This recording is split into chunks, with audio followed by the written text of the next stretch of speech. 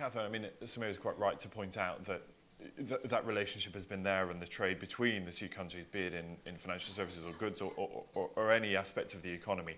But I wonder whether the City of London now is faced with so many opportunities, be those China, be them India, be the United States, a lot of focus quite clearly on the European Union right now.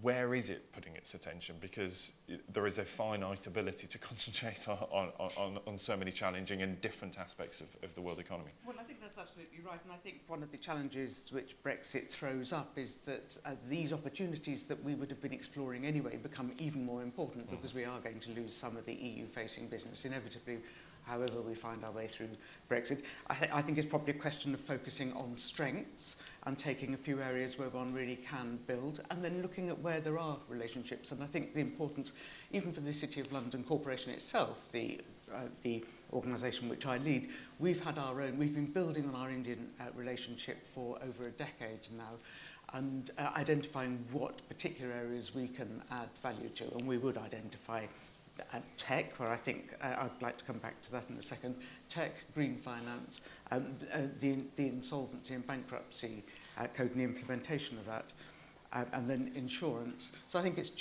picking your battles, actually, taking everything on its merits, picking your battles and where you can actually add value.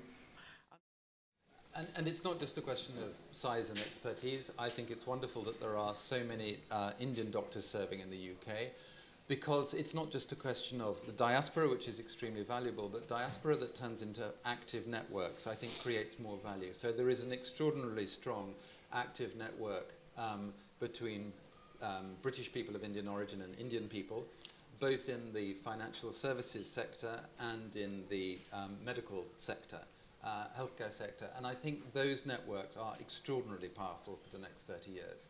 And I think that we can push much further in research to solve common problems. So the challenge of antimicrobial resistance to infection is exactly the same in the UK as it is in India. And there is a joint programme funded by the UK RI that is addressing exactly that problem. So I think that as the relationship between Britain and India develops, I think common programmes solving common problems is with common networks is a wonderful model.